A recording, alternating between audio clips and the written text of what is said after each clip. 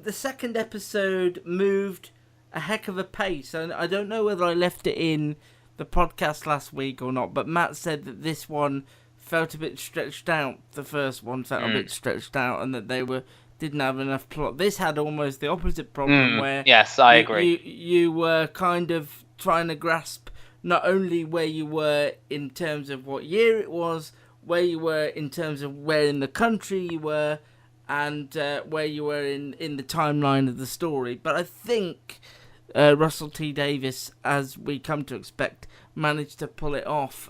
First episode ended with Hugh Grant as Jeremy Thorpe saying this guy has to die.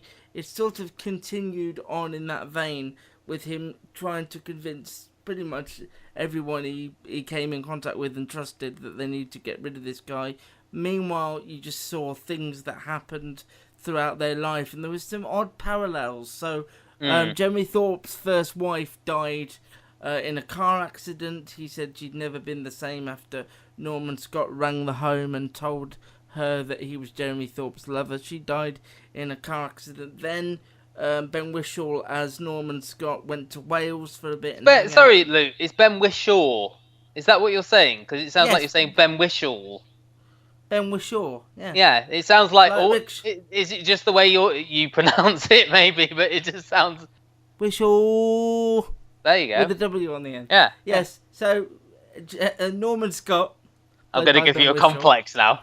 I've just got over the custard one, and I've got that one. Right, so, and then in sort of a strange mirroring scene, I suppose, in a way you could say, Ben Whishaw as Norman Scott heads to Wales, and sort of he's very good at ingratiating himself. Can I just say before you get to that bit, I really liked the wedding speech from the father at the beginning, where his character Norman Scott. Why have you done this? This homosexual, Yeah.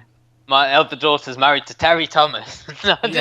That was a very Russell T Davies sort of scene. Ben Whishaw as Norman Scott is very good at sort of ingratiating himself with anybody he comes across, really. So he does marry. We have that amazing wedding speech that Matt spoke about, but then that sort of falls apart. He can't. Well, he marries because he gets a girl pregnant, and he can't keep the house. He can't provide for them. She chucks him out, and he finds himself in Wales, where he again ingratiates himself with the rather hectic but brilliant Eve Miles, as a woman who's grieving following the death of her own husband. He confides in her about Jeremy Thorpe, and she takes it initially in good spirits and says, you need to tell people, you need to get on to Jason Watkins and let everybody know. But then once he confesses his love for Jeremy, she falls apart and ends up committing suicide. So they both had death in their lives in that period of time. And it sort of moves about then. So we've got Jeremy Thorpe moving towards possibly being a Prime Minister and remarrying for a second time to the brilliant Monica Dolan. Norman Scott moving to his constituency in Devon, and they spot one another. Barnstable, yes, not Dunstable, Barnstable. Barnstable. And in the meantime, you've got sort of Thorpe's cronies, for lack of a better phrase, trying to find somebody to commit. Because in all this, Alex crime. Jennings moves to California. Yes, I kind of skipped that all up. There's so much in it. Yes, this is your fault for saying nothing happened in the first one. They land upon Blake Harrison, who, in Custard TV podcast history, I am about to praise. This is my sentence. Blake Harrison was the best thing about this episode. Oh, thank you.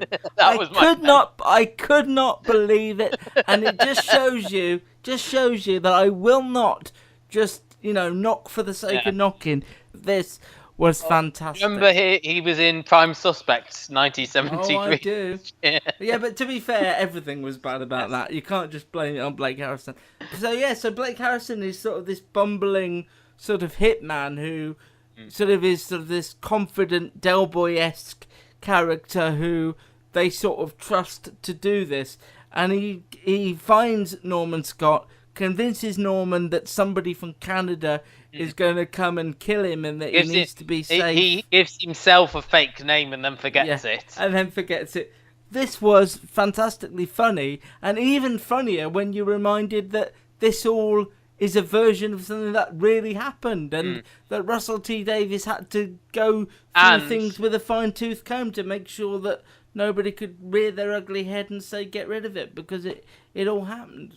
It ends with a very sort of uncomfortable and nervous Blake Harrison sort of agreeing to do this hit, driving Norman Scott away on a rainy night down an alley, got a pistol, he's got this Great Dane with him that Norman's traipsing around everywhere, ends up shooting the Great Dane and not Norman Scott, and the episode because he runs out of bullets. He's only got the one bullet and shot the dog and he shot the dog because he's worried about the dog attacking him when he shoots Norman Scott.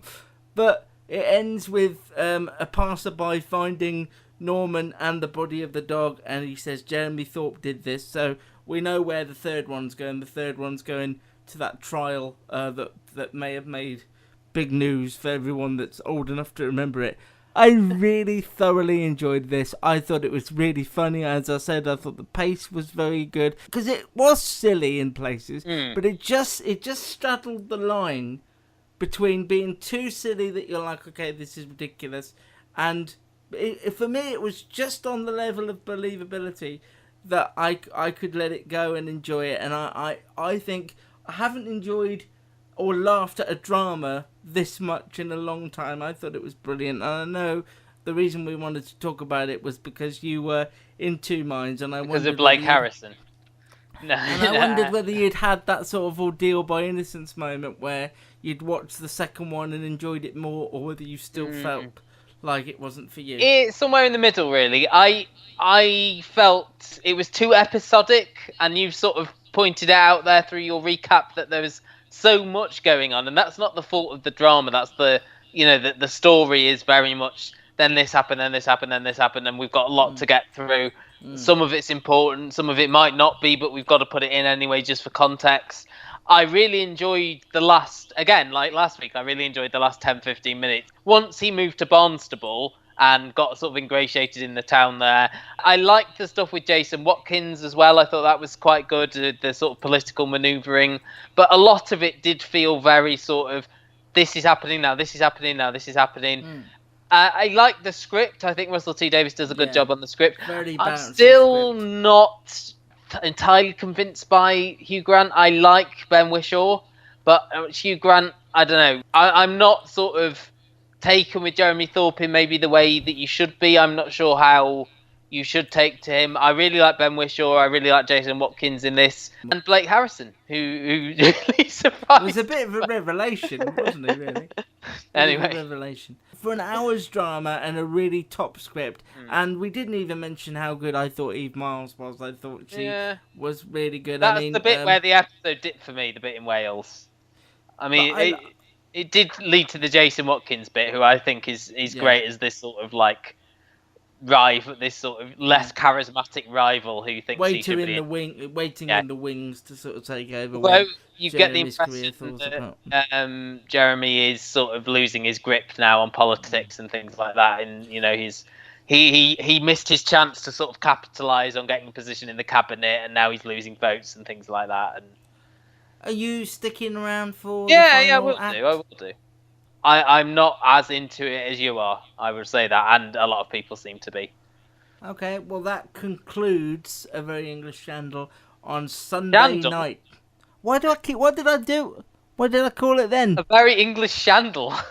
No, I did definitely say scandal there. Very English Scandal concludes Sunday at 9 p.m.